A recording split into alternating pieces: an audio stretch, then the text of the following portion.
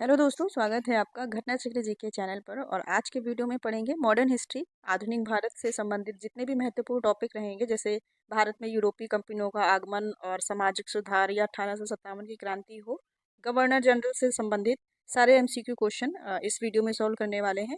और यदि आप यूपी पुलिस एग्जाम के लिए जो रिसेंट में लगा हुआ है, अगर आप इसके लिए देख रहे हैं तो आपके लिए भी ये बेनिफिट्स होगा, क्योंकि एग्जाम में मॉडर्न हिस्ट्री से ज़्यादा क्वेश्चन पूछे जाते हैं और क्वेश्चन सारे एमसीक्यू के फॉर्म में रहेंगे। और 60 लगभग क्वेश्चन रहेंगे, ये पार्ट 1 रहेगा। और जो आगे वाले क्वेश्चन छूटेंगे राष्ट्रीय कांग्रेस और गांधी युग से, तो वो अगले वीडियो में कवर कर दिए जाएंगे। तो चलिए वीडियो को स्टार्ट करते हैं। पहला क्वेश्चन है, निम्न में से कौन प्रथम यूरोपियन था जिसने भारत में समुद्री मार्ग खोजा था और मार्ग खोजते हुए भारत आया था? तो पहला यूरोपियन जो था वो पुर्तगाली था। इसका राइट आंसर वैसे ऑप्शन नंबर ए हो जाएगा, पुर्तगाली था जो सर्वप्रथम भारत आया।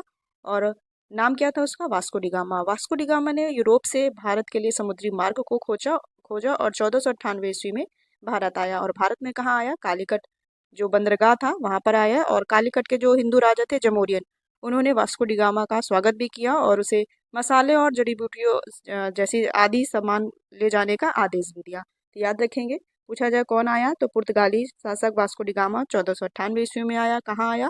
कालीकट बंदरगाह में आया। ठीक है, इतनी चीजें याद रखेंगे। अगला क्वेश्चन देखेंगे। और यदि पूछा जाए कोलंबस, एक कोलंबस का नाम भी याद आ गया होगा, तो वो 1494 ईस्वी में स्पेन का निवासी था जो कि कोलंबस। इसने भारत पहुंचने का मार्ग ढूंढते हुए अमेरिका की खोज की थी। पूछा जाए अमेरिका की खोज तो कोलंबस, और भारत तो वास्को डी गामा। ठीक है, और वास्को डी गामा जो था ये केप ऑफ गुड होप के मार्ग से के रास्ते से होते हुए भारत आया था। और कहाँ पर? कालीकट में। अगला क्वेश्चन देखेंगे। सन 1498 ईस्वी में भारत पहुंचने वाले पहले यूरोपीय वास्को डी गामा किस तट पर पहुंचा था? तो अभी बताया, कालीकट बंदरगाह पे पहुंचा था। ऑप्शन नंबर इसका ए राइट हो जाएगा, कालीकट 1498 में आया। पश्चिमी तट याद रखेंगे, कालीकट, और वर्तमान में इसका नाम कोझिकोड है, केरल में, यहाँ पर आया था। इतनी चीजें याद रखेंगे। और फिर यदि बात की जाए दूसरा कौन आया, मतलब जो वास्को डी गामा था ये तो पहला था ही, लेकिन यदि पूछा जाए पहला पुर्तगाली वायसराय कौन भारत आया, तो 1505 ईस्वी में फ्रांसिस्को दी अल्मीडा पहला ये पुर्तगाली। पूछा जाता है कि निम्न में से कौन सा पहला पुर्तगाली वायसराय भारत आया, तो 1505 ईस्वी में फ्रांसिस्को दी अल्मीडा ये पहला पुर्तगाली वायसराय था जो भारत आया था। ठीक है, और अल्मीडा का मुख्य उद्देश्य था कि शांतिपूर्वक व्यापार करने की नीति इसने अपनाई, और ब्लू वाटर पॉलिसी, जिसे शांत जल नीति भी कहा जाता है, वो अपनाया, क्योंकि इसको समुद्री मार्ग से व्यापार करने की शक्ति को बढ़ाना था, इसलिए ब्लू वाटर पॉलिसी को इसने अपनाया। किसने? फ्रांसिस्को दी अल्मीडा ने। यदि बात करें 1510 ईस्वी में, तो पुर्तगाली वायसराय दूसरा जिसका नाम था अल्फांसो द अल्बुर्क, ये भारत आया और इसने बीजापुर के यूसुफ आदिल शाह से गोवा जीता। तो ये दोनों नाम याद रखेंगे। और तीसरा नाम है नूना दी कुन्हा का, ये 1529 ईस्वी में पुर्तगाली था, ये तीसरा था, ये भारत आया। और इसने 1530, इससे जो क्वेश्चन पूछा जाता है, ये पूछा जाता है किस पुर्तगाली शासक ने अपनी राजधानी कोचीन से गोवा स्थानांतरित की? तो 1530 ईस्वी में नूनो दी कुन्हा था जिसने 1530 ईस्वी में अपनी राजधानी कोचीन से गोवा स्थानांतरित की और गोवा को ही अपनी औपचारिक रूप से राजधानी बना लिया। ठीक है, ये तीनों चीजें याद रखेंगे। यूरोपीय जो आए हैं क्रम से भी याद रखेंगे। इनसे जो क्वेश्चन पूछे जाते हैं, देखिए आपके लिए इसमें एक क्वेश्चन है जो कि प्रीवियस ईयर क्वेश्चन है, और उससे रिलेटेड जो क्वेश्चन बनने वाले हैं और जो उससे रिलेटेड थ्योरी हो उसको भी रखा गया है कि साथ साथ अगर आप एक क्वेश्चन देख रहे हो तो आपके एक क्वेश्चन के साथ 3 से 4 क्वेश्चन क्लियर होते चले। चलिए अगला देखेंगे। अगले क्वेश्चन में बढ़ने से पहले थोड़ा डिटेल ये देख लेते हैं, जो कि जिसमें कंफ्यूजन रहता है कि यूरोपीय कंपनियों का भारत में आगमन का क्रम और उनकी कंपनी जो उन्होंने स्थापना की उसका क्रम क्या है। तो यूरोपीय जो भारत में आए उसमें से सबसे पहले पता ही है आपको, पुर्तगाली 1498 ईस्वी में भारत आए। और उसके बाद कौन आया? डच। डच मूलतः नीदरलैंड और हॉलैंड के निवासी थे, तो ये डच आए 1595 ईस्वी में। और फिर उसके बाद अंग्रेज आए जो कि 1600 ईस्वी में आए। और उसके बाद डेनिस 1616 ईस्वी में भारत आए। उसके बाद फ्रांसीसी जो कि 1664 ईस्वी में भारत आए। तो यदि क्रम पूछा जाएगा तो पुर्तगाली, डच, अंग्रेज, डेनिस, फ्रांसीसी, ऐसे याद रखेंगे। और यदि इनसे पूछा जाता है कि ये भारत तो आ गए, लेकिन इनका भारत में आने का वास्तविक मकसद था कि अपनी कंपनियां स्थापित करना और भारत के साथ व्यापार करना, तो इनकी कंपनियों का स्थापना वर्ष भी पूछ लिया जाता है और इन्होंने पहली अपनी फैक्ट्री या कंपनी कहाँ स्थापना की या स्थापित की, तो इससे भी क्वेश्चन बनता है। तो जो पुर्तगाली थे ये 1498 ईस्वी में भारत आए, लेकिन 1503 ईस्वी में इन्होंने कोचीन में अपनी पहली फैक्ट्री स्थापना की। याद रखेंगे 1503 ईस्वी में। और उसके बाद यदि आने का क्रम में यदि देखेंगे तो डच पहले है, लेकिन कंपनी की स्थापना वर्ष में यदि बात करेंगे तो अंग्रेज पहले है, डच तीसरे नंबर पे है और बाकी एज इट इज है। अंग्रेज 1608 ईस्वी में इन्होंने सूरत में अपनी कंपनी की स्थापना कर ही रहे थे। जहांगीर से परमिशन, जो कि मुगल बादशाह उस समय जहांगीर थे, उससे परमिशन या अनुमति लेके ये सूरत गुजरात में 1608 ईस्वी में कंपनी की अपनी स्थापना कर रहे थे, लेकिन किसी कारणवश वो कंपनी का निर्माण रुकवाना पड़ा, तो वो कंपनी रुक गई। उसके बाद ये गुजरात से शिफ्ट होकर इधर आ गए मसूलीपट्टनम, जो कि वर्तमान में आंध्र प्रदेश में है। पश्चिमी तट पर आ गए, यहाँ पर ये अपनी कंपनी की स्थापना करने लगे। तो पूछा जाता है, यदि पूछा जाए पहली स्थापना वर्ष कंपनी का, तो 1608 ईस्वी में सूरत में, लेकिन उसका कार्य बंद हो गया था।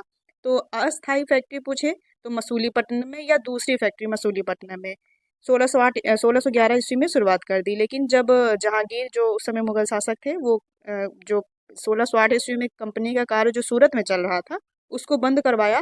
लेकिन 1613 ईस्वी में वही कंपनी की स्थापना जो हो रही थी, उसका निर्माण कार्य 1613 ईस्वी में पुनः चालू करवा दिया।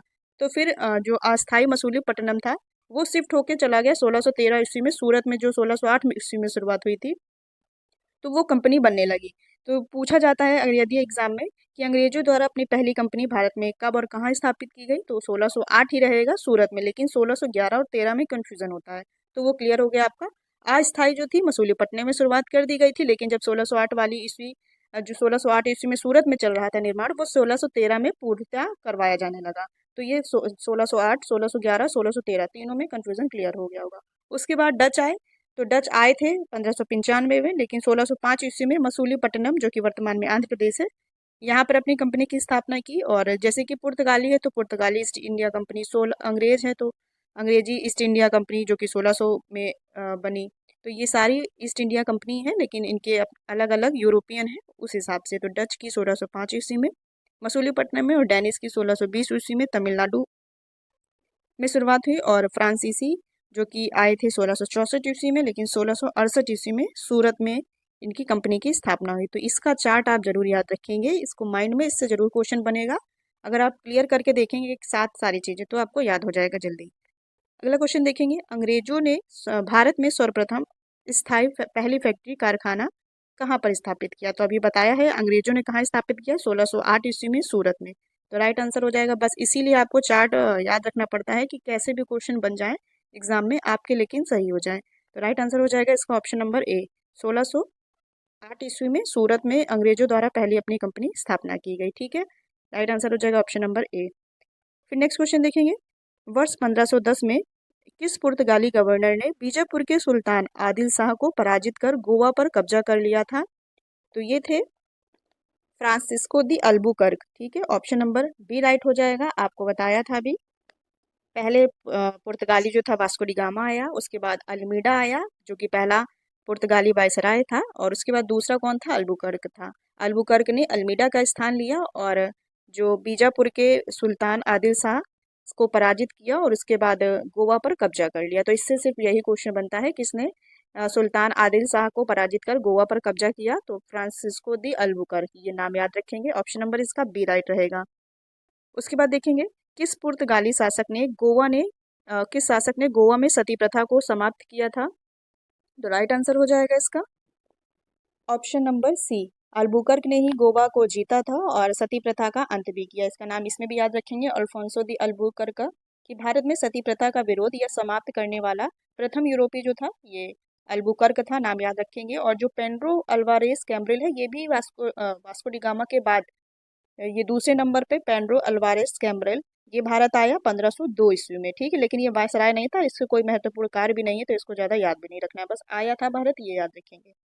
चलिए अगला क्वेश्चन देखेंगे, वह प्रथम अंग्रेज जिसने सम्राट जहांगीर के मुगल दरबार में आकर भेंट किया था, तो वो कौन था? तो राइट आंसर हो जाएगा इसका विलियम हॉकिंस। तो ऑप्शन नंबर सी राइट होगा। प्रथम अंग्रेज अगर पूछा जाए तो 1609 ईस्वी में विलियम हॉकिंस था, जो कि अंग्रेज राजा जॉर्ज प्रथम का राजदूत के रूप में भारत आया 1609 में। तो पहला पूछा जाएगा, उस समय मुगल शासक कौन था? जहांगीर, और विलियम हॉकिंस पहले नंबर पे आया। उसके बाद 1615 ईस्वी में सर टॉमस रो भारत आया, ये भी अंग्रेज राजा जॉर्ज प्रथम जो थे उनके राजदूत के रूप में आए 1615 में। पहला ही पूछा जाता है, इसलिए विलियम हॉकिंस का नाम याद रखेंगे। यदि पूछा जाए दूसरा तो टॉमस रो। और आपको पता है ईस्ट इंडिया कंपनी की स्थापना 1600 ईस्वी में हुई। अगला क्वेश्चन है, बक्सर के युद्ध का तत्कालिक परिणाम क्या हुआ था? तो बक्सर का युद्ध हुआ था 1764 ईस्वी में और उसके बाद ही जस्ट 1665 ईस्वी में इलाहाबाद की संधि हुई थी। तो ये इसका राइट आंसर रहेगा ऑप्शन नंबर बी, तत्कालिक परिणाम इलाहाबाद की संधि हुई थी। और पूछा जाए 1764 में जो बक्सर का युद्ध हुआ ये किसके किसके मध्य हुआ?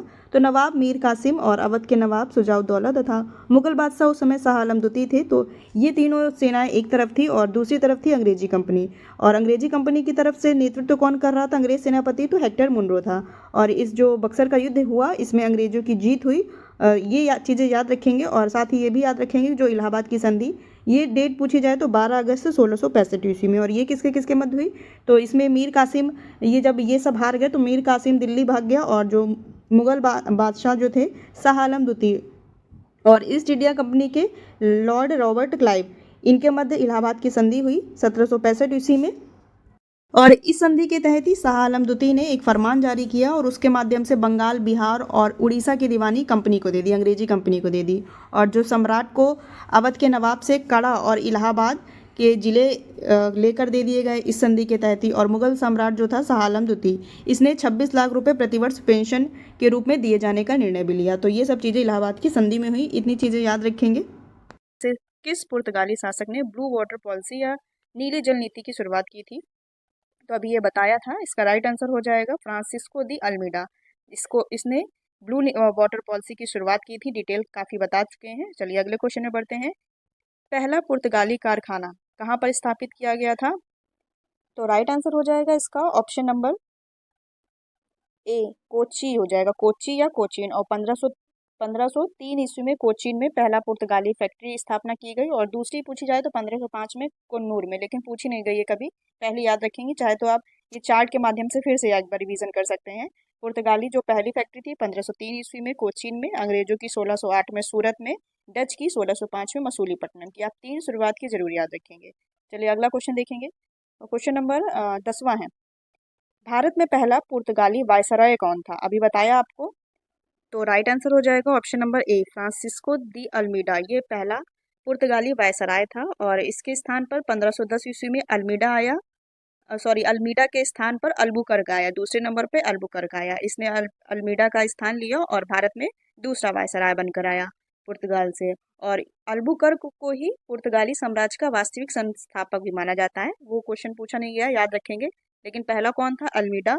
और अल्मीडा के स्थान पर दूसरा कौन आया? अल्बुकर्क। ऑप्शन नंबर ए इसका राइट रहेगा। अगला क्वेश्चन देखेंगे। नूनो द कून्हा ने भारत में पुर्तगाली सरकार के मुख्यालय कोचीन से कहाँ पर स्थानांतरित किया? नूनो द कून्हा के बारे में बताया था, इसने कोचीन से गोवा को अपनी राजधानी बनाया औपचारिक रूप से। तो इसका राइट आंसर हो जाएगा ऑप्शन नंबर डी, गोवा। ठीक है, अभी बताया था आपको, भारत में स्थित पुर्तगाली साम्राज्य की राजधानी कोचीन से गोवा स्थानांतरित कर दी गई थी। अगला क्वेश्चन देखेंगे, क्वेश्चन नंबर 12वां है। प्लासी का युद्ध 1757 ईस्वी में लड़ा गया, जिसमें विजयी रहा। तो प्लासी का युद्ध आपको पता होगा 1757, इसकी डेट भी पूछी गई है 23 जून 1757, याद रखेंगे। और ये जो अंग्रेज सेनापति रॉबर्ट क्लाइव और बंगाल के नवाब सिराजुद्दौला के मध्य लड़ा गया। और कहाँ पर? तो बंगाल में, याद रखेंगे। और इस युद्ध में नवाब अपने सेनापति मीर जाफर की धोखाधड़ी के कारण पराजित हुआ और ये युद्ध भागीरथी नदी के तट पर बंगाल में जो प्लासी नामक स्थान है वहां पर हुआ। तो इसका राइट आंसर क्या होगा उस हिसाब से? रॉबर्ट क्लाइव, ऑप्शन नंबर ए याद रखेंगे। ठीक है, अगला क्वेश्चन देखेंगे। प्रसिद्ध काल कोठरी त्रासदी या ब्लैक होल घटना के दौरान बंगाल का शासक कौन था? तो बंगाल का शासक था Siraj ud-Daula. Option number A right हो जाएगा। और ये काल कोठरी क्या थी? तो ये बंगाल का शासक सिराजुद्दौला था उस समय। और ये घटना कब हुई थी? 1756 पूछी जा सकती है कि ये काल कोठरी की घटना कब हुई? तो 1756 ईस्वी में हुई। और ये इस त्रासदी में 146 लगभग यूरोपीय नागरिकों को एक कमरे में बंद कर दिया गया था। और जब अगले दिन उस कमरे को खोला गया था, कोठरी को, तो उसमें 23 व्यक्ति ही जीवित बचे थे। और जो जितने भी अदर थे उनकी सबकी मृत्यु हो गई थी। इस घटना को काल कोठरी कहा गया, ब्लैक होल त्रासदी। और इसमें एक अंग्रेज अधिकारी भी थे, जे जेड हॉलवेल नाम के एक अधिकारी भी शामिल थे। तो इसका ऑप्शन नंबर ए राइट हो जाएगा। उस समय बंगाल का शासक था Siraj ud Daula, option number A right हो जाएगा। पूछा जाता है काफी क्वेश्चन, याद रखेंगे। अगला क्वेश्चन है, वह शासक जिसने श्रीरंगपट्टनम में स्वतंत्रता के वृक्ष ट्री ऑफ लिबर्टी का रोपण किया और जैकोबिन क्लब का सदस्य बना, तो वो कौन सा शासक था? तो राइट आंसर हो जाएगा इसका ऑप्शन नंबर ए, टीपू सुल्तान। टीपू सुल्तान जैकोबी क्लब का सदस्य बना, और ये क्या था, तो ये एक गरीब व्यक्तियों का एक समूह था जिसमें नीची जाति के लोग और कह सकते हैं जो नौकरशाही, नौकर और काम करने वाले, जूते बनाने वाले, मोची, ये सब लोग इसमें कम निम्न वर्ग के लोग शामिल थे। और उसका अध्यक्ष कौन बन गया, सदस्य कौन बन गया, टीपू सुल्तान। याद रखेंगे ऑप्शन नंबर इसका राइट हो जाएगा ए। और कुछ और भी चीजें देखेंगे अगर टीपू सुल्तान के बारे में भी आगे डिटेल से देखेंगे। टीपू सुल्तान किस युद्ध में मारा गया था, तो ये मारा गया था, ऑप्शन नंबर ए राइट हो जाएगा इसका, चतुर्थ आंग्ल मैसूर युद्ध। ये मैसूर है, इसको मैसूर कर लेना। चतुर्थ आंग्ल मैसूर युद्ध में ये टीपू सुल्तान की मृत्यु हुई। और ये चतुर्थ आंग्ल मैसूर युद्ध हुआ कब था, 1799 ईस्वी में। इसके विषय में अभी और अगर डिटेल देखें तो जो आंग्ल मैसूर युद्ध था, अंग्रेजों और ये जो दक्षिण भारत में विजय करने का जो अभियान चल रहा था, इसके साथ ही साथ 4 युद्ध भी हुए जिसे आंग्ल मैसूर युद्ध के नाम से जाना जाता है। और जो क्वेश्चन के हिसाब से इसमें पूछ रहा था कि टीपू सुल्तान किस युद्ध में मारा गया, तो ये था चौथा आंग्ल मैसूर युद्ध, जो बताया अभी, चौथा आंग्ल मैसूर में युद्ध में टीपू सुल्तान की मृत्यु हुई। और यदि जान ले चारों युद्ध के विषय में, तो 1767 ईस्वी में शुरुआत हुई।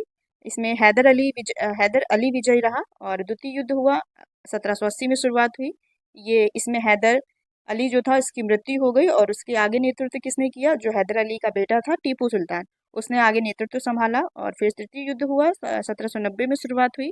ये इसमें श्री रंगपट्टनम की संधि भी हुई और इसमें टीपू सुल्तान की हार हो गई। और चतुर्थ युद्ध 1699 ईस्वी में हुआ और इसमें मैसूर की संधि हुई और इसमें ही टीपू सुल्तान की मृत्यु हो गई। हैदर अली का जन्म 1622 में हुआ और 1760 ईस्वी में हैदर अली की हत्या मैसूर का शासक जो था उसने कर दी थी। मृत्यु कब हुई थी, 1782 ईस्वी में। उसके बाद उसका टीपू सुल्तान पुत्र आया जिसने आगे नेतृत्व संभाला और 1782 ईस्वी में ये मैसूर का शासक बन गया। और फिर टीपू सुल्तान की मृत्यु कब हुई, लास्ट मैसूर युद्ध जो कि 1799 ईस्वी में हुआ था। तो इतनी चीजें याद रखेंगे। और इस आंग्ल मैसूर युद्ध से ये भी याद रखेंगे, ये पूछ लिया जाता है कि जो दूसरा आंग्ल मैसूर युद्ध था ये किस संधि से समाप्त हुआ, तो मंगलौर की संधि से समाप्त हुआ। संधि में आपको बताया था कुछ ना कुछ अनुबंध पत्र के हिसाब से होता है कि आप इतना करेंगे और हम इतना करेंगे, बस इसी के तरीके एक संधि या बॉन्ड पत्र होता है। और जो अगर यदि पूछा जाए कि तीसरा आंग्ल मैसूर युद्ध किस संधि से समाप्त हुआ, तो श्रीरंगपट्टनम की संधि से। इससे ऐसे ही क्वेश्चन बनते हैं, तो MMS याद रख लेंगे।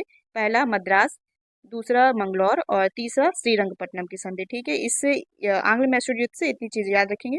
और एक चीज ये रह रही है, 1760 ईस्वी में ये पूछा जाता है वांडीवास का युद्ध, जैसे कि ऑप्शन में दिया हुआ है। वैसे तो इसका right answer option number A ही है। वांडीवास के युद्ध में क्या हुआ था, ये अंग्रेजों और फ्रांसीसियों के बीच निर्णायक युद्ध हुआ था। ऐसे क्वेश्चन बना है कि अंग्रेजी और फ्रांसीसियों के मध्य निर्णायक युद्ध कौन सा था, तो ये वांडीवास का युद्ध था जो कि 1760 ईस्वी में हुआ। और इसमें फ्रांसीसी पराजित हो गए, अंग्रेज जीत गए। और इस प्रकार वांडीवास का युद्ध अंग्रेजों एवं फ्रांसीसियों के भारत में रहने एवं शासन करने का निर्णायक रहा। ठीक है, तो वांडीवास का 1760 ईस्वी में याद रखेंगे और अंग्रेजों और फ्रांसीसियों के मध्य हुआ। चलिए अगला क्वेश्चन देखेंगे। तृतीय कर्नाटक युद्ध। अब कर्नाटक युद्ध भी उस समय दक्षिण भारत में व्यापार को आगे बढ़ाने का युद्ध चल रहा था। तो तृतीय कर्नाटक युद्ध की बात करें, जिसे एंग्लो फ्रेंच संघर्ष की समाप्ति किस संधि पर हुई, तो ये हुई थी पेरिस की संधि से समाप्त। तो उसका ऑप्शन नंबर राइट हो जाएगा, ऑप्शन नंबर ए। जो प्रथम कर्नाटक संधि हुई थी ये 1748 ईस्वी में हुई और ये समाप्त हुआ। ये जो संधि थी ए ला शापेल की संधि थी। द्वितीय कर्नाटक संधि 1754 में पांडिचेरी की संधि के साथ। और तृतीय कर्नाटक युद्ध जो हुआ ये समाप्त हुआ पेरिस की संधि 1763 ईस्वी के साथ। और ये जो कर्नाटक युद्ध था ये ब्रिटिश और फ्रांसीसी के बीच ये प्रारंभिक संघर्ष था व्यापार को लेकर, क्योंकि ब्रिटिश और फ्रांसीसी दक्षिण भारत में विशेष रूप से मद्रास और पांडिचेरी में प्रमुख व्यापारिक केंद्र को स्थापना करना चाह रहे थे और उसका नियंत्रण चाह रहे थे। तो इसी कारण से ब्रिटिश और फ्रांसीसियों के बीच युद्ध हुआ, जो कि ये कर्नाटक युद्ध के नाम से प्रचलित है। आप युद्धों की डेट भी याद रख सकते हैं और ये सन भी याद रख सकते हैं, जो ये प्रथम कर्नाटक संधि कब हुई और द्वितीय कर्नाटक संधि कब हुई, यही क्वेश्चन बनते हैं इससे। कौन सा युद्ध किस संधि से समाप्त हुआ, तो इसको आप याद रख सकते हैं। चलिए ये इतने क्वेश्चन हो गए और इसमें जरूर कंफ्यूजन होगा आपको, ये जो कर्नाटक युद्ध है और ये मैसूर युद्ध है, तो इनका चार्ट है, आप इसका स्क्रीनशॉट लेके सही से देख लीजिएगा, क्योंकि कंफ्यूजन होगा ही, क्योंकि सारे युद्ध हैं, सब में संधियां हुई हैं, याद रखेंगे। लेकिन ये आंग्ल मैसूर युद्ध जरूर पूछा जाता है, तो ये चीजें याद रखेंगे, ये किनके किनके मध्य हुआ ये भी आप याद रख सकते हैं। तो ये द्वितीय जो हुआ हैदर अली और वारन हेस्टिंग जो कि अंग्रेजी सेनापति थे इनके साथ, टीपू सुल्तान का कार्नवालिस के साथ, फिर टीपू सुल्तान का चतुर्थ जो आंग्ल मैसूर युद्ध हुआ लॉर्ड वेलेजली के साथ हुआ। इसमें टीपू सुल्तान की मृत्यु हो गई। तो ऐसी चीज़ें आप याद रखेंगे, ठीक है। ज़्यादा चीज़ें भी नहीं याद रखनी है कि जो याद की जाए वो भी भूली जाए। तो बस इतना ऊपर ही ऊपर मोटा मोटा याद रखेंगे सन के साथ। अगला क्वेश्चन देखेंगे, निम्न महापुरुषों में कौन भारतीय जागृति या भारतीय पुनर्जागरण का जनक कहा जाता है? तो जनक कहा जाता है राजा राम मोहन राय। ऑप्शन नंबर इसका राइट हो जाएगा, ऑप्शन नंबर बी। और राजा राम मोहन राय द्वारा ही सती प्रथा का अंत भी किया गया था, याद रखेंगे। राजा राम मोहन राय भारतीय पुनर्जागरण का पिता कहा जाता है और ये भारतीय राष्ट्रवाद का पैगंबर और भारतीय राष्ट्रवाद का जनक और आधुनिक भारत का पिता तथा नव भारत का तारा भी कहा जाता है। इतनी चीजें कहा जाता है, ऑप्शन नंबर बी राइट रहेगा, याद रखेंगे। नेक्स्ट क्वेश्चन है, निम्न में से किसने वेदांत कॉलेज की स्थापना की? तो वेदांत कॉलेज की स्थापना की स्वामी विवेकानंद ने। ऑप्शन नंबर ए राइट हो जाएगा इसका। और कब की? 1825 ईस्वी में। ईस्वी नहीं पूछी जाती है, बट याद रखेंगे जानकारी के लिए। अगला क्वेश्चन है, शारदा कानून वर्ष 1929 में आया, ये किससे संबंधित था? ये संबंधित था बाल विवाह से। ऑप्शन नंबर इसका बी राइट हो जाएगा। वर्ष 1929 में शारदा कानून, जो कि बाल विवाह रोकने के लिए बनाया गया, और इस एक्ट द्वारा लड़कों और लड़कियों की न्यूनतम आयु कितनी कर दी गई? तो लड़कों की कर दी गई 18 वर्ष और लड़कियों की कर दी गई 14 वर्ष। तो पूछा गया क्वेश्चन है, शारदा कानून किससे संबंधित है? तो ये बाल विवाह से संबंधित है। अगला क्वेश्चन देखेंगे, भारत में थियोसॉफिकल सोसाइटी का संबंध निम्न में से किससे रहा है? तो थियोसॉफिकल सोसाइटी का संबंध रहा है एनी बेसेंट से। तो ऑप्शन नंबर इसका बी राइट हो जाएगा, एनी बेसेंट। और थियो जो सोफिकल सोसाइटी थी, ये एक अंतर्राष्ट्रीय आध्यात्मिक संस्था थी और इसकी स्थापना मैडम HP ब्लावत्स्की और कर्नल HS हॉल्ट थे, कि अन्य सहयोगी भी थे। उनके साथ संयुक्त राज्य अमेरिका न्यूयॉर्क में ये इसकी सोसाइटी की स्थापना की गई। और भारत में इस संस्था का मुख्यालय यदि बात की जाए तो चेन्नई अडियार में स्थापित था। और भारत में इस संस्था का से मुख्य उद्देश्य के साथ कौन जुड़ा हुआ था? तो एनी बेसेंट थी। भारत की बात की जा रही है, यदि पूछा जाए, भारत ना दिया जाए, सिर्फ पूछा जाए थियोसॉफिकल सोसाइटी की स्थापना, तो मैडम HP ब्लावत्स्की और एक कर्नल HS हॉल्ट के नाम से है, तो उसका बताएंगे। भारत का पूछ रहा है तो एनी बेसेंट, और इसकी अध्यक्ष भी एनी बेसेंट रही। ऑप्शन नंबर इसका बी राइट हो जाएगा। अब और यदि कुछ इसमें प्रमुख संगठन देख लें जिनसे कि एग्जाम में क्वेश्चन बनते हैं, पहला है आत्मीय सभा और ब्रह्म समाज। दोनों संगठन के संस्थापक राजा राम मोहन राय थे, आत्मीय सभा और ब्रह्म समाज के। फिर है तत्वबोधिनी, तो संस्थापक थे देवेंद्र नाथ टैगोर। अगला है प्रार्थना समाज, इसके संस्थापक थे आत्माराम पांडुरंग। और फिर है आर्य समाज, इसके संस्थापक थे स्वामी दयानंद सरस्वती। फिर है रामकृष्ण मिशन, इसके संस्थापक थे स्वामी विवेकानंद। फिर है सत्य शोधक समाज, ये ज्योतिबा फूले से संबंधित है। और theosophical society madam HP Blavatsky और हेनरी या AS अकॉल्ट के नाम से भी जाना जाता है। और भारत में यदि बात करें तो थियोसॉफिकल सोसाइटी क्या बताया था? Annie Besant. और फिर अगला है मुस्लिम लीग, तो आगा खा। फिर है गदर पार्टी, लाला हरदयाल से संबंधित है। और फिर है फॉरवर्ड ब्लॉक, और इसके संस्थापक थे सुभाष चंद्र बोस। तो इतने कुछ प्रमुख संगठन है, इनको याद रखेंगे। अगला क्वेश्चन देखेंगे, कोलकाता में धर्म। अगला क्वेश्चन ये है 21वां, ज्योतिबा फूले निम्न में से किससे संबंधित थे? तो ज्योतिबा फूले का संबंध था सत्य शोधक समाज थे, और ये जो सत्य शोधक समाज था, ये एक जाति विरोधी आंदोलन था। तो इसका ऑप्शन नंबर बी राइट रहेगा। और इसमें जो जाति विरोधी आंदोलन था, इसमें दलित और निर्बल वर्ग के जो लोग थे उनको न्याय दिलाने से संबंधित ज्योतिबा फूले द्वारा सत्य शोधक समाज की स्थापना की गई थी। और इनकी एक प्रमुख पुस्तक भी है गुलामगिरी, ये भी पूछी जाती है। इसका राइट आंसर रहेगा ऑप्शन नंबर बी। अगला क्वेश्चन है, कोलकाता में धर्म सभा की स्थापना किसने की थी? तो राइट आंसर हो जाएगा गोपी मोहन देव, ऑप्शन नंबर ए। कोलकाता में धर्म सभा की स्थापना की थी। अगला क्वेश्चन है, ब्रिटिश ईस्ट इंडिया कंपनी द्वारा विधवा पुनर्विवाह अधिनियम किस वर्ष में पारित किया गया था? तो ये पारित किया गया था 1856 में। ये क्वेश्चन सही, यहाँ पर थोड़ा सा 1856 कर लीजिएगा। 1856 ईस्वी में विधवा पुनर्विवाह अधिनियम पारित किया गया। और ये जो विधवाएं थी, हिंदू विधवाओं की स्थिति में सुधार लाने के उद्देश्य से, और किसके द्वारा? तो पूछा जाए, ईश्वर चंद्र विद्यासागर का नाम याद रखेंगे। इनके प्रयासों से ही ये हिंदू विधवा पुनर्विवाह अधिनियम 1856 में ये लागू किया गया। ऑप्शन नंबर इसका सी राइट रहेगा। अगला क्वेश्चन देखेंगे, वर्ष 1839 ईस्वी में तत्वबोधिनी सभा की स्थापना किसके द्वारा की गई? तो तत्वबोधिनी सभा की स्थापना की गई थी देवेंद्र नाथ टैगोर द्वारा। ऑप्शन नंबर ए राइट रहेगा इसका। अगला क्वेश्चन है, किस समाज सुधारक द्वारा सती प्रथा का अंत किया गया था?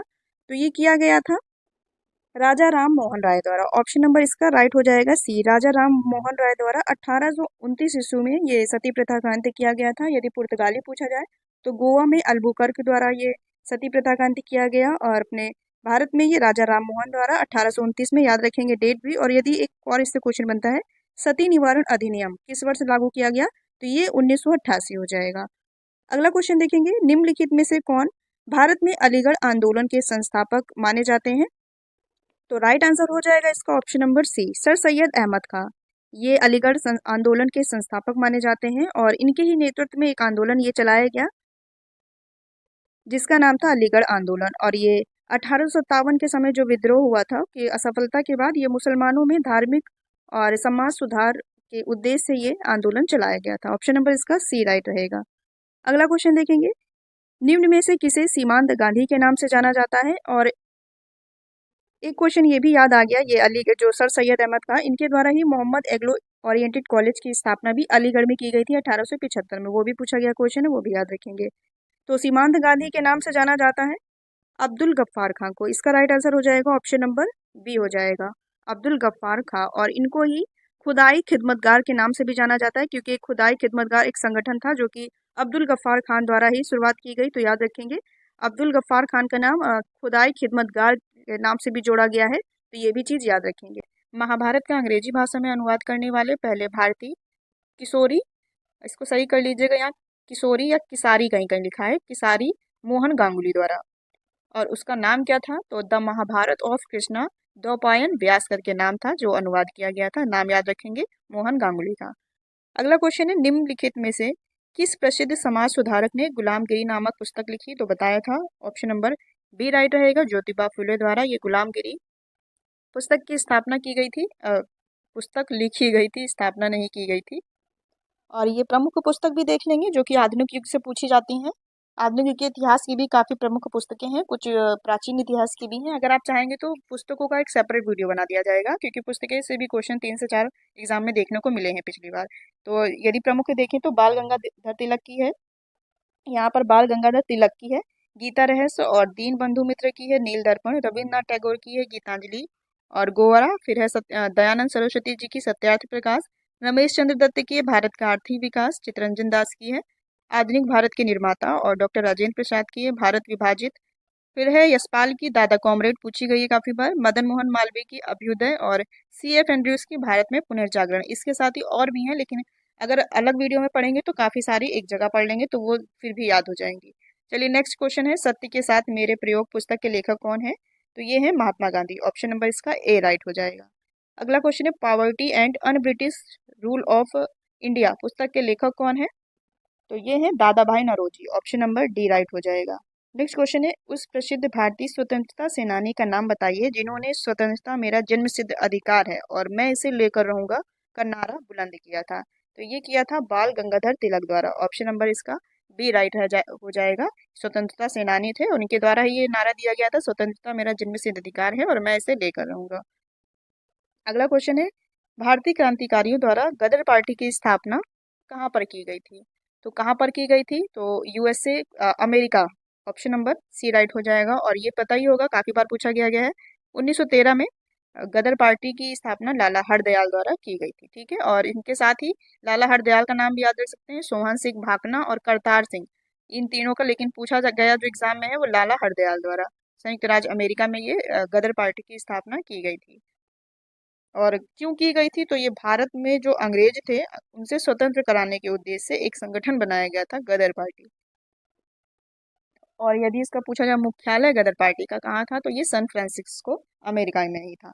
अगला क्वेश्चन है, वी डी सावरकर द्वारा 1904 में संगठित क्रांतिकारियों का गुप्त समुदाय किस नाम से जाना जाता था? तो ये जाना जाता था अभिनव भारत। ठीक है, ऑप्शन नंबर इसका डी राइट रहेगा। तो नाम याद रखेंगे, अभिनव भारत समाज, या इसका एक दूसरा नाम भी है यंग इंडिया सोसाइटी। ये वर्ष 1904 में वी डी सावरकर द्वारा स्थापित एक गुप्त संगठन था। अगला क्वेश्चन है, सत्यार्थ प्रकाश पुस्तक के लेखक कौन है? तो राइट आंसर हो जाएगा option number B, Dayanand Saraswati. अगला क्वेश्चन है, सन 1854 ईस्वी में निम्न में से किसने कलकत्ता में आत्मीय सभा की स्थापना की? तो आत्मीय सभा की स्थापना की थी राजा राम मोहन राय द्वारा। ऑप्शन नंबर इसका ए राइट हो जाएगा, राजा राम मोहन राय। और जो ईश्वर चंद्र विद्यासागर थे, इन्होंने विधवाओं में स्थिति की सुधार लाने के लिए इन्होंने विधवा हिंदू विधवा पुनर्विवाह अधिनियम का शुरुआत की। और जो ज्योतिबा फूले थे, इनका संबंध सत्य शोधक समाज से था और इनकी एक पुस्तक भी है गुलामगिरी। और जो देवेंद्र नाथ टैगोर थे, इनका संबंध था तत्वबोधिनी सभा से, जो कि धार्मिक विषयों पर चिंतन पर एक विषय था। तो ये चीजें याद रखेंगे। अगला क्वेश्चन देखेंगे, वेदों की ओर लौटो, ये नारा किसके द्वारा दिया गया था? तो ये नारा था स्वामी दयानंद सरस्वती द्वारा दिया गया था, वेदों की ओर लौटो। ऑप्शन नंबर सी राइट हो जाएगा इसका। नेक्स्ट क्वेश्चन है, 1857 के विद्रोह के दौरान कानपुर में विद्रोह का किसके द्वारा दबा दिया गया था, या पूछा जाए दमन किया था? तो राइट आंसर हो जाएगा इसका sir Colin Campbell, option number B. जो 1857 की क्रांति की शुरुआत हुई थी, चलिए इसके विषय में थोड़ा जान लेते हैं।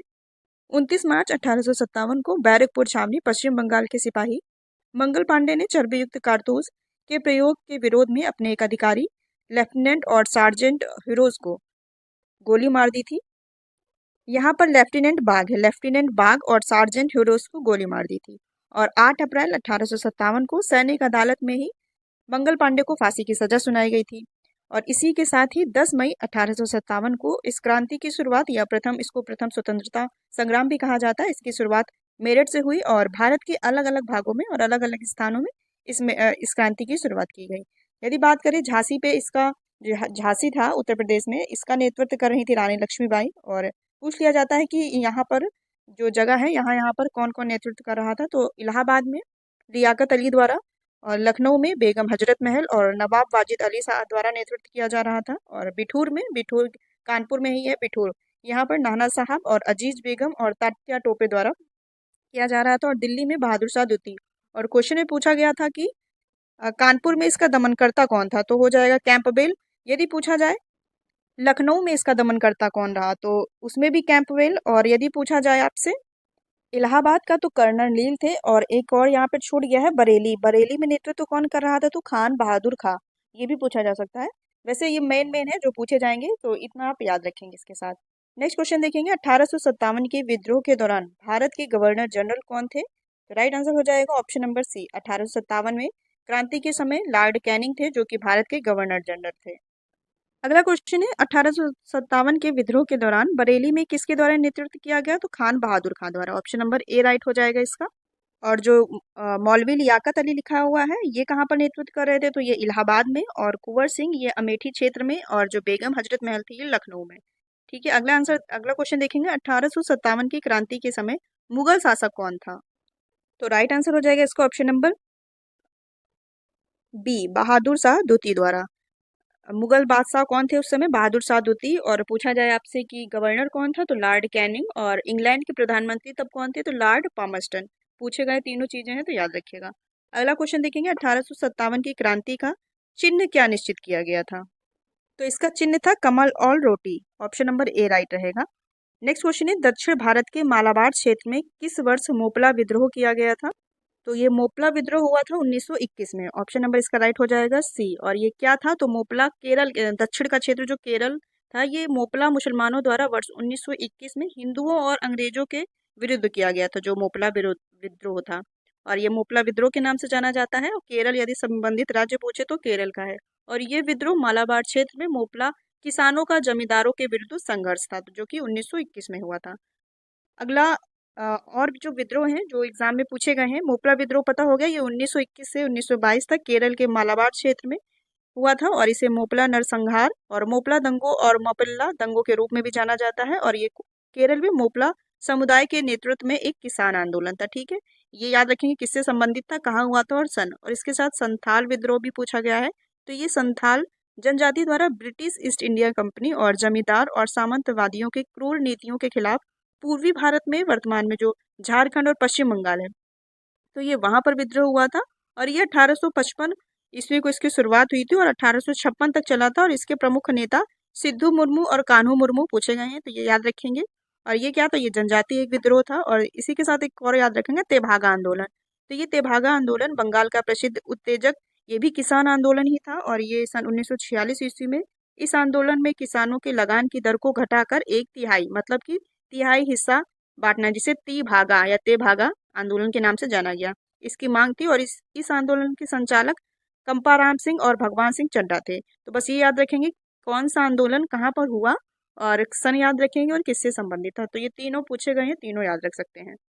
अगला क्वेश्चन देखेंगे, 1945 ईस्वी में निम्नलिखित में से किस भारतीय राज्य में एक महत्वपूर्ण किसान आंदोलन तेभागा आंदोलन शुरू हुआ। तो अभी हम लोगों ने पढ़ा ये तेभागा आंदोलन कहाँ हुआ था।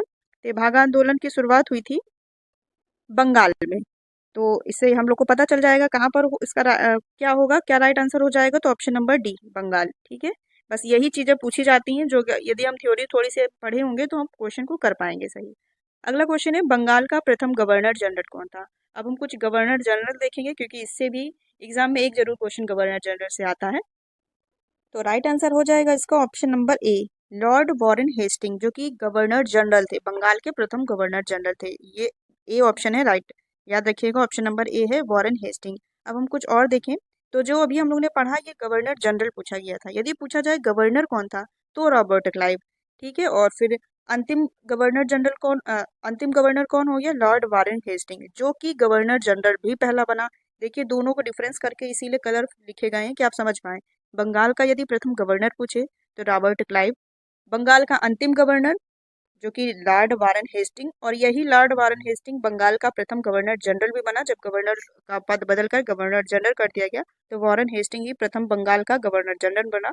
फिर बंगाल का अंतिम गवर्नर जनरल की बात करें तो लॉर्ड विलियम बेंटिक, जो कि भारत का प्रथम गवर्नर जनरल भी बना, उसका पहला और इसका लास्ट, ऐसे याद रखेंगे। बंगाल का प्रथम गवर्नर जनरल कौन बन गया, फिर बंगाल का अंतिम गवर्नर जनरल बना लॉर्ड विलियम बेंटिंक। फिर यही भारत का प्रथम गवर्नर जनरल बन गया, फिर पद बदल गया, फिर बंगाल की जगह फिर अब भारत का गवर्नर जनरल चलने लगा तो लॉर्ड विलियम बेंटिंक। और फिर भारत का प्रथम यहाँ पर होगा अंतिम, भारत का अंतिम गवर्नर जनरल, इसको सुधार करिएगा यहाँ पर, भारत का अंतिम गवर्नर जनरल हो गया लॉर्ड कैनिंग, जो कि 1857 की क्रांति के समय भी था। फिर हुआ भारत का गवर्नर जनरल बदलकर वायसराय कर दिया गया पद, तो भारत का प्रथम वायसराय भी लॉर्ड कैनिंग रह गया। जब ये अंतिम होगा तो इसका पहला तो यही बन जाएगा ना, भारत का प्रथम वायसराय। फिर भारत का अंतिम वायसराय की बात करें तो लॉर्ड माउंटबेटन हो गए। फिर स्वतंत्र भारत के एकमात्र भारतीय गवर्नर जनरल ये भी पूछा जाता है तो सी राजगोपालाचारी। इसका आप स्क्रीनशॉट ले लीजिएगा, अच्छे से देख लीजिएगा। इसके जो पहले पहले हैं जैसे बंगाल का प्रथम गवर्नर जनरल रॉबर्ट क्लाइव, ये याद कर लीजिएगा। फिर है बंगाल का प्रथम गवर्नर जनरल तो हेस्टिंग याद कर लीजिएगा। फिर भारत आ गया, भारत का governor general Lord William Bentinck हो गया। फिर भारत का प्रथम वायसराय लॉर्ड कैनिंग।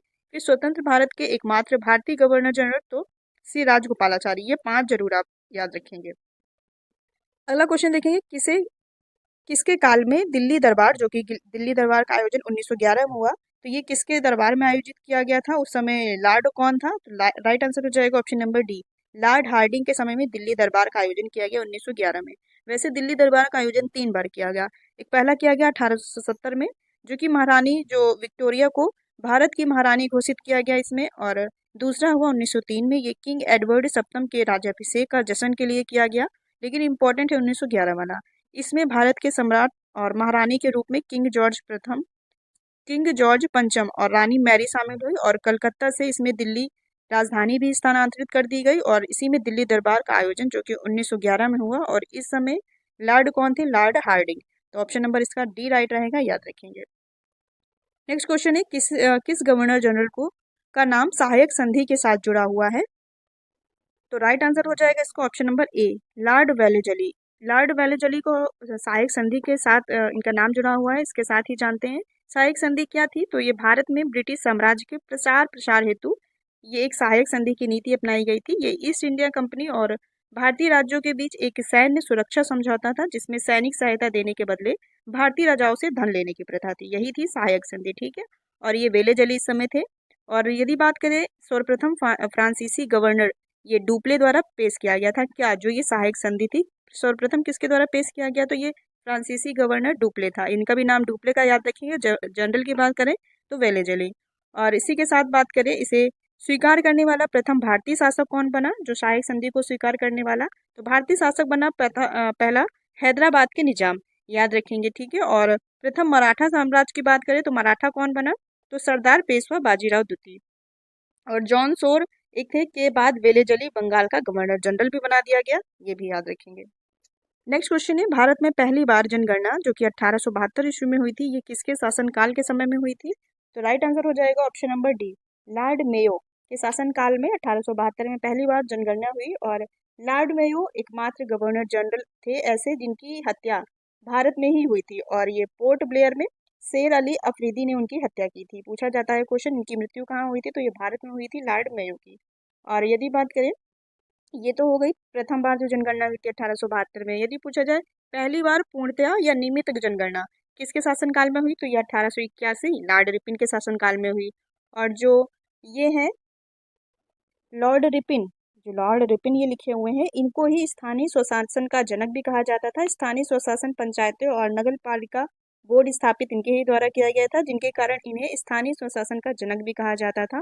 और जो ये लॉर्ड रिपिन थे, इनके ही शासन में एक बिल पेश किया गया, इल्बर्ट का बिल। पूछा गया क्वेश्चन है ये क्या था, तो 1883 ईस्वी में ब्रिटिश और भारतीय न्यायाधीशों के बीच समानता लाने के लिए ये इल्बर्ट इल्बर्ट बिल इसको पेश किया गया था लॉर्ड रिपिन के शासनकाल में। तो रिपिन से ये दो चीजें याद रखेंगे, दो तीन चीजें।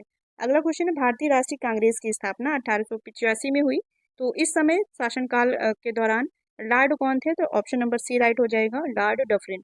इस समय राष्ट्रीय कांग्रेस की स्थापना जो 1885 में हुई, ये इस समय लॉर्ड थे डफरिन, इनका नाम याद रखेंगे।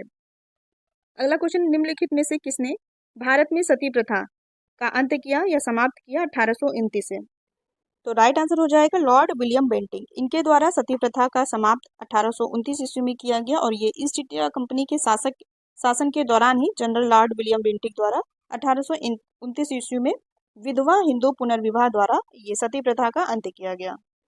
नेक्स्ट क्वेश्चन है, मुसलमानों के लिए एक अलग या पृथक निर्वाचक मंडल की शुरुआत किसने की या किसने मांग की, तो लॉर्ड मिंटो। ऑप्शन नंबर इनका बी राइट रहेगा, लॉर्ड मिंटो का नाम याद रखेंगे। और लॉर्ड डलहौजी के शासनकाल में पहली बार 1853 में रेल चलाई गई। और जो लॉर्ड कर्जन 1905 में बंगाल विभाजन के समय इनका नाम याद रखेंगे। वैसे इसका राइट आंसर रहेगा option number B, Lord Minto. और ये इससे मार्ले मिंटो सुधार से क्वेश्चन बनते हैं, तो चलिए इसको थोड़ा डिटेल में देख लेंगे। 1909 में 1909 का जो भारतीय परिषद अधिनियम, जिसे मार्ले मिंटो सुधार के नाम से भी जाना जाता है, ये मार्ले मिंटो सुधार क्या था, तो ये भारत के राज्य सचिव जिनका नाम था जॉन मार्ले, और जो भारत के वायसराय थे तत्कालीन लॉर्ड मिंटो, उनके द्वारा ये सुधार तैयार किया गया था, मार्ले मिंटो सुधार जिसका नाम था। और इनके ही नाम पर इनका नाम संयुक्त रूप से मार्ले मिंटो सुधार हुआ। और ये मुसलमानों के लिए एक अलग निर्वाचन क्षेत्र की अवधारणा लागू की गई थी। और इस अधिनियम ने सांप्रदायिकता को वैध बना दिया गया। और लॉर्ड मिंटो को सांप्रदायिक निर्वाचन क्षेत्र के जनक के रूप में जाने जाने लगा, किसको, लॉर्ड मिंटो को। तो इनका नाम याद रखेंगे, लॉर्ड मिंटो का। इनका संबंध था मुसलमानों का पृथक निर्वाचन से संबंधित, ठीक है। और डलहौजी का बता दिया, और बंगाल विभाजन जो कि लॉर्ड कर्जन के समय में, ये भी बता दिया, इसको भी याद रखेंगे। अगला क्वेश्चन है, निम्नलिखित में से किसने ब्रिटिश और भारतीय न्यायाधीशों के बीच समानता लाने की मांग की, तो अभी ये क्वेश्चन बताया था, इल्बर्ट का bill. Option number D right रहेगा, रिपिन के शासनकाल में। जैसे कि ये भी पढ़ा हुआ था, लॉर्ड रिपिन, ये जो ये लास्ट में लिखा हुआ है, ये ब्रिटिश और भारतीय न्यायाधीशों के बीच समानता लाने के लिए ये एक इल्बर्ट बिल 1883 में पेश किया गया लॉर्ड रिपिन के द्वारा। तो ये चीज़ याद रखेंगे, क्योंकि ये क्वेश्चन बने हुए हैं, इसलिए इन सबको ऐड किया गया है, ठीक है। इसका right answer option number D रहेगा। अगला क्वेश्चन है, भारत में स्थानीय स्वशासन के जनक के रूप में किसे जाना जाता है, तो अभी पढ़ा था, लॉर्ड रिपिन को स्थानीय स्वशासन का जनक के रूप में जाना जाता है। नेक्स्ट क्वेश्चन है, भारत का पहला वायसराय कौन था, तो राइट आंसर क्या हो जाएगा, भारत का पहला वायसराय था, ये जैसे देख सकते हैं, Canning. Option number C right हो जाएगा। यदि बात करें भारत के प्रथम गवर्नर जनरल पूछेगा, तो विलियम बेंटिक रहेंगे। और प्रथम वायसराय लॉर्ड कैनिंग, ठीक है। और स्वतंत्र भारत के एकमात्र भारतीय गवर्नर जनरल सी राजगोपालाचारी। आप प्रथम प्रथम जरूर याद रखेंगे, ठीक है। और जो बंगाल के प्रथम कौन थे गवर्नर, तो रॉबर्ट क्लाइव, ठीक है। अगला क्वेश्चन देखेंगे, 1793 ईस्वी में स्थायी बंदोबस्त के लागू होने के बाद बंगाल का गवर्नर जनरल कौन था, तो राइट आंसर हो जाएगा option number D, Lord Cornwallis. स्थायी बंदोबस्त के समय ये बंगाल के गवर्नर थे, लॉर्ड कॉर्नवालिस, इनका नाम जरूर याद रखेंगे। और ये जो 1793 ईस्वी में स्थायी बंदोबस्त के लागू होने के समय ये गवर्नर जनरल थे कॉर्नवालिस। और ये मूल रूप से कंपनी और जमींदारों के बीच एक भू राजस्व तय करने के लिए एक किया गया समझौता था। और ये भू राजस्व व्यवस्था बंगाल, बिहार, उड़ीसा और संयुक्त प्रांत जो बनारस और वाराणसी तक क्षेत्र तक लागू किया गया था। और इसी बंदोबस्त को जमींदारी या एक और नाम है इसका, इस्तमरारी प्रणाली, ये भी कहा गया। तो ये याद रखेंगे, 1793 ईस्वी पूछी जा सकती है, तो ये भी याद रखेंगे आप। और शॉर्ट में ये भी याद रख सकते हैं, ये कंपनी और जो बंगाल के जमींदार थे उनके बीच कर वसूलने की एक व्यवस्था थी, ठीक है, जो कि 1793 ईस्वी में लागू की गई। और जमींदार किसानों से वसूले गए कुल रकम का 10वां भाग, जिसे 10/11 भाग कंपनी को देना पड़ता था। और शेष जो बचता था 1/11 भाग वो सम रखते थे। तो इसका राइट आंसर रहेगा ऑप्शन नंबर डी। अगला क्वेश्चन देखेंगे, भूमि व्यवस्था से ही संबंधित अगला क्वेश्चन है रैयतवाड़ी व्यवस्था के समय मद्रास के तत्कालीन गवर्नर का क्या नाम था? तो राइट आंसर हो जाएगा इसका ऑप्शन नंबर ए हो जाएगा Thomas Munro. Governor Thomas Munro, option number A right रहेगा। 1820 ईस्वी में मद्रास के तत्कालीन गवर्नर टॉमस मुनरो ने रैयतवाड़ी व्यवस्था जो कि मद्रास, मुंबई और असम के कुछ भागों में लागू की गई थी। ये क्या थी रैयतवाड़ी व्यवस्था? ये भूमि संबंधी की व्यवस्था थी जिसमें रैयत या किसानों को भूमि का एक मालिकाना हक प्रदान किया जाता था। अब किसान स्वयं कंपनी को भू राजस्व देने के लिए उत्तरदायी थे। अब किसान स्वयं ही कर दे सकता था कंपनियों को, और इस व्यवस्था में भू राजस्व का निर्धारण उपज के आधार पर नहीं बल्कि भूमि के क्षेत्रफल के आधार पर होता था कि इतना क्षेत्रफल है। इस आधार पर जो बढ़ता था कि 50% या 51%, उस हिसाब से अपना ये लोग कर देते थे। और रैयतवाड़ी व्यवस्था के तहत लगभग 51% भूमि इनके हिस्से में आई। ठीक है, तो ये भी याद रखेंगे रैयतवाड़ी व्यवस्था के समय टॉमस मुनरो। और जो अभी इसके पहले पढ़ा था स्थायी बंदोबस्त, तो लॉर्ड कार्नवालिस। बस इससे इतना ही पूछा जाता है कौन गवर्नर गवर्नर था, तो ये चीज याद रखेंगे। अगला क्वेश्चन देखेंगे, कौन सी भू राजस्व प्रणाली में मूल इकाई के रूप में गांव को आधार माना जाता था? तो राइट आंसर हो जाएगा इसका ऑप्शन नंबर सी महालवाड़ी। आप तीनों याद रखेंगे, स्थायी बंदोबस्त वाला भी, रैयतवाड़ी भी और महालवाड़ी भी। ये क्या था? तो ये इसमें मूल इकाई के रूप में गांव को आधार माना जाता था। और इससे इसके समय कौन था? तो लॉर्ड हेस्टिंग थे। और इनके द्वारा ही मध्य प्रांत, आगरा एवं पंजाब के क्षेत्रों में एक नई भू राजस्व व्यवस्था लागू की गई जिसे महालवाड़ी व्यवस्था नाम दिया गया। ठीक है, महाल का तात्पर्य है गांव से। और इस व्यवस्था के अंतर्गत गांव के मुखिया के साथ सरकार का लगान वसूली समझौता होता था। अब इसमें मुख्यतः गांव के व्यक्ति से नहीं, गांव का एक प्रमुख मुखिया तय किया जाता था। और वही जो राजस्व या कर था उसका समझौता या निर्धारण वही करता था। इसके तहत भूमि का कुल 30% सम्मिलित था। ये भी याद रखेंगे। अगला क्वेश्चन देखेंगे, भारत में आधुनिक शिक्षा प्रणाली की नींव किसके द्वारा रखी गई थी? तो राइट आंसर हो जाएगा ऑप्शन नंबर बी। 1835 में मैकाले के अधिनियम के द्वारा ही आधुनिक शिक्षा प्रणाली की नींव रखी गई थी। और आधुनिक शिक्षा का जनक भी लॉर्ड मैकाले को जाना जाता है। याद रखेंगे, ऑप्शन नंबर बी राइट रहेगा। और लॉर्ड मैकाले को ही अंग्रेजी शिक्षा का जनक कहा जाता है भारत में। ठीक है, अगला और लास्ट क्वेश्चन है, रामकृष्ण मिशन की स्थापना किसके द्वारा की गई थी या किसने की गई थी? राइट आंसर हो जाएगा इसका ऑप्शन नंबर ए स्वामी विवेकानंद। ठीक है, स्वामी विवेकानंद द्वारा रामकृष्ण मिशन की स्थापना की गई थी। और कुछ प्रमुख संगठन भी यदि बात करें, क्योंकि इससे भी एग्जाम में क्वेश्चन बनते हैं, तो आत्मीय सभा और ब्रह्म समाज याद रखेंगे। इनके संस्थापक कौन थे? राजा राम मोहन राय। तत्वबोधिनी सभा देवेंद्रनाथ टैगोर। और प्रार्थना समाज आत्मारंग पांडुरंग थे। और आर्य समाज के स्थापना किसने की थी? तो स्वामी दयानंद सरस्वती द्वारा। इनका ही नारा था वेदों की ओर लौटो। और रामकृष्ण मिशन जो कि स्वामी विवेकानंद नाम। फिर है सत्य शोधक समाज के संस्थापक ज्योतिबा फूले। और थियोसॉफिकल सोसाइटी की मैडम एच.वी. ब्लॉत्सकी व हेनरी ओकॉल्ट। और भारत में यदि पूछे तो एनी बेसेंट। और मुस्लिम लीग आगा खां। और गदर पार्टी का संबंध लाला हरदयाल से। और फॉरवर्ड ब्लॉक की स्थापना सुभाष चंद्र बोस द्वारा की गई। तो ये कुछ प्रमुख संगठन थे जिससे एग्जाम में क्वेश्चन बनते हैं।